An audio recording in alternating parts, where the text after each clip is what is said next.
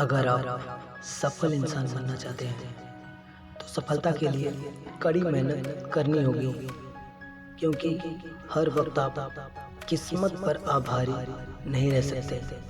अगर आपको कुछ करके दिखाना है तो मेहनत करनी होगी, क्योंकि हर चीज़ आसानी से नहीं मिलती।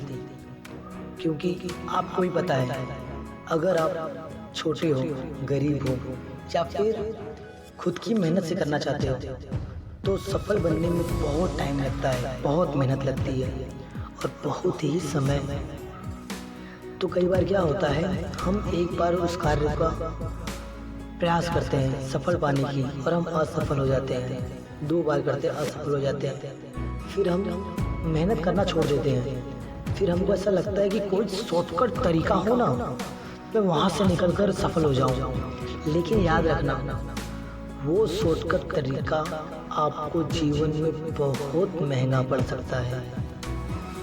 हमेशा अपने दम पर खड़े हो, खुद मेहनत करो, खुद कुछ करके दिखाओ।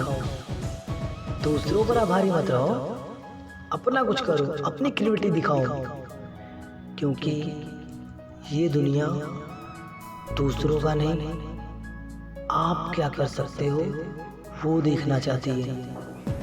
आप में ऐसा क्या है वो देखना चाहती है। अगर आप दूसरों की तरफ शॉर्टकट मारोगे तो आप कभी सफल नहीं होगे। आपने नदी को देखा होगा, नदियों को जब भी वो अपनी धारा में बहती रहती है तो वो आखिर में जाकर समुद्र को मिलती है। लेकिन जैसे ही वो शॉर्टकट मारती है तो वो शॉर्टकट समुद्र तक नहीं पहुंच पाता। किसी रेगिस्तान या बंजर जमीन में जाकर वो नदियाँ सूख जाती है। इसलिए हमेशा याद रखना, रास्ते लंबे हैं, पैरों में छाले भी पड़ेंगे और सर पे धूप भी लगेगी। तो इन सभी का इंतजाम, इन सभी कष्टों को आपको खुद देखना होगा। आप हमेशा दूसरों पे आभारी नहीं रह सकते। चलिए मैं आपको एक छोटी सी स्टोरी सुनाता हूँ। एक किसान रहता है, उसके 4 बेटे होते हैं। वो किसान चाहता है कि उसके 4 बेटे भी उसकी तरह कड़ी मेहनत करें और कमाएं, लेकिन जो उसके 4 बेटे होते हैं वो उस किसान के हिसाब से अपोजिट होते हैं, क्योंकि वो चारों निकम्मे और कामचोर होते हैं। जिस वजह से यह बात उस किसान को थोड़ी भी अच्छी नहीं लगती। तो वह किसान के पास एक बंजर ज़मीन होती है और उस बंजर ज़मीन में वो कभी भी खेती नहीं कर सकता है। लेकिन हाँ, अपना घर पालन पोषण करने के लिए वो दूसरों खेतों में जाता, मजदूरी करता, काम करता, फिर उसे जो पैसे मिलते उस पैसों से वो अपने घर को चलाता। लेकिन एक दिन उस किसान की हालत खराब हो गई या बीमार पड़ गया वो। तो अचानक उस बीमारी की वजह से वह आखिरी कगार पे आ गया, मौत की आखिरी कगार पे आ गया।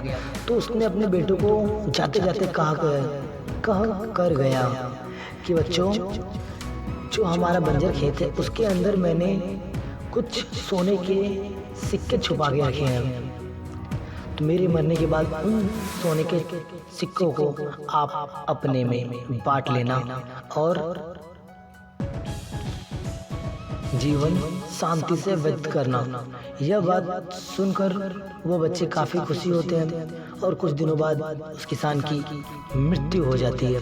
फिर जब वो चारों बेटे उस बंजर जमीन पर जाकर खोदते हैं, खोदने के बाद वो काफ़ी खोदते हैं, उन्हें करीबन 3 से 4 दिन लग जाते हैं, 5 दिन लग जाते हैं। यह पूरे कारनामे उस किसान में रह रहा एक व्यक्ति दिखता रहता है कि मेरे दोस्त के चारों बेटे इस बंजर ज़मीन की खोद रहे हैं और शायद कुछ खोजने की कोशिश कर रहे हैं। तो उसे पता होता है कि ये क्या खोज रहे हैं। जब वो बेटे उस बंजर ज़मीन को बराबर से खोद देते हैं और उन्हें कुछ नहीं मिलता तो वो काफ़ी निराश हो जाते हैं कि मेरे पिताजी ने गलत कहा कि यहाँ तो कुछ नहीं है। फिर वो इंसान आके उनसे कहता है बच्चों, अब आपने खोद ही दिया है तो इस खेत में थोड़ा सा गेहूं के बीज ही डाल दो। क्या पता तुम्हारी मेहनत विफल ना जाए, कुछ काम ही आ जाए। तो वो लोगों ने उस खेत में गेहूं डाल दिए। तो कुछ महीनों बाद वो खेत लहराने लगी और वो बंजर जमीन भी उपजाऊ हो गई। फिर वो चारों बेटों ने उस गेहूं को बेचकर अच्छे खासे पैसे आ गए और वो जाकर अपना जीवन व्यतीत करने लगे। फिर उस इंसान ने आकर उन चारों बेटों से बात की और उन्हें बताया कि बेटा, तुम्हारे पिताजी ने इस खेत में कोई भी पैसे नहीं रखे थे या कोई भी सिक्के नहीं रखे थे सोने के कि जो तुम्हें मिलते, लेकिन उन्होंने ये जरूर बता दिया कि अगर आप कड़ी मेहनत करोगे ना तो बंजर जमीन में भी आप खेती कर सकते हो। आपके पिताजी ने ये बताया। तो यह बात जानकर उन चारों को अपने काम चोरी पर शर्मिंदा हुए और उस खेत में काम कर कर कमाने लगे। तो याद रखना, इससे हमें सिर्फ इतनी अच्छी सीख मिली कि अगर चाह लेना कि यह कार्य करना है तो हम कर सकते हैं।